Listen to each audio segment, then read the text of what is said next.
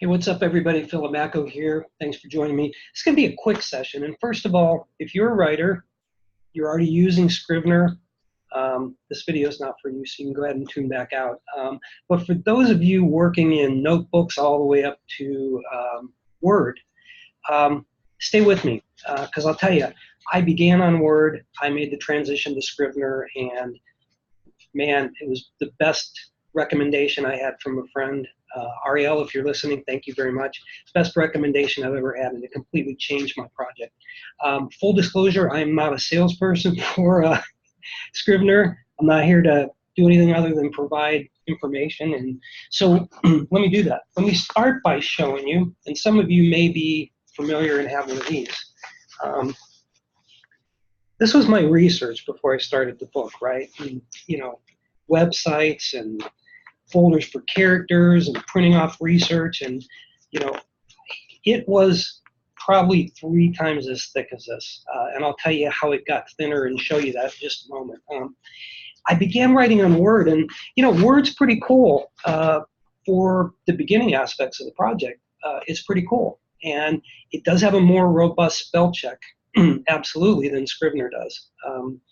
So in that aspect, fun to start. But when you get to a critical mass in your book, let's say you're past the first 100 pages, it can become very cumbersome and problematic to do the things that you can do with a couple clicks in Scrivener. So I'm going to share my screen and talk a little bit and show a little bit. All right, so that's my project, and I picked this particular scene because it's a good representation.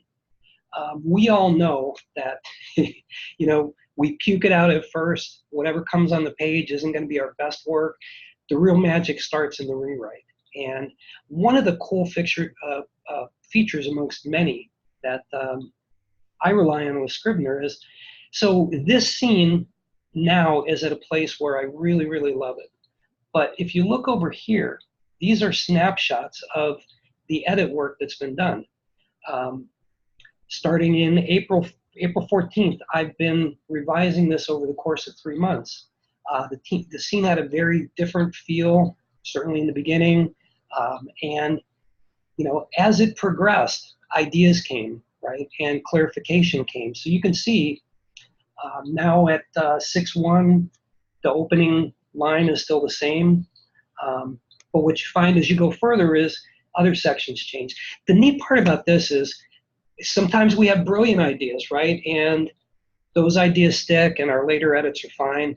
Conversely, sometimes we make changes and then we realize, man, I don't know, this change, I think my original might have had some things that I want to incorporate or keep. And with Scrivener, you can just easily go back and see all your edit points. And you don't have to do this manually. It automatically takes snapshots of all the changes that you make and keeps it in a record. You can see right up here on this screen. I friggin' love it. There's also a compare function. I won't show you that, but you can probably figure out what that is. There's a rollback function to, you know, erase all of your changes. Super cool, right? Here's the second thing. So, you know, one of the bad guys in my book is Carlos, and Carlos's core story kind of comes to an end at this point in the book, or nearly comes to an end. You may see him later. You may or may not see him later, I will tell you. But keeping continuity in Carlos's story and Carlos's character can be difficult the deeper you get into a Word doc with your writing. But I'll show you how simple it is with Scrivener. So you click the magnifying glass, type in Carlos. Every scene with Carlos is right here.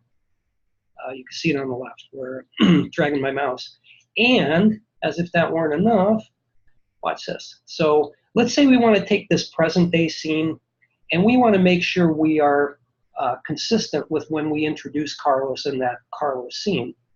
I can pop over here, bring up the Carlos scene that's on the right, the present day scene that sort of caps off a portion of Carlos's story, and go back and forth and make sure that there's continuity in all the things I'm saying and doing. So that's a huge benefit.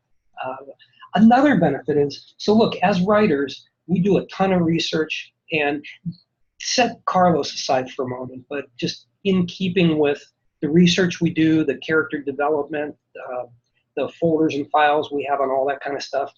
And what Scrivener also gives you the capability to do on this split screen. So let's go back to present day, and let's say, something in the scene I want to make sure is completely accurate with all of the research that I've done. What I can also do is scroll down. So how my briefcase got half empty is I scanned in all my research. I have a brother scanner over here, scanned in all my research, and here it is. Everything at my fingertips in the research section of Scrivener. So what I can do is all of my ideas, my late night crazies, my character mapping, timelines, all of that stuff as I'm writing a scene, I can do a split screen here, pull up that information, and see it side by side. Here's some research I did on phenotyping, which was just amazing. But you can't write about it if you're not accurate to it, right? So here I've got not just the article on it, but some potential contacts I can reach out and ask some questions to. It's invaluable. So those are the quick things I wanted to show you about Scrivener. And listen, if you have any questions, I'm going to post this on YouTube. I'm going to post it also on my Facebook page for Maitreya. If you have any questions or there's any way that I can help you with regard to evaluating Scrivener versus what you're currently doing, be more than happy to answer them and help. So thank you very much for tuning in. I really, really appreciate it. And I hope you got something out of the session.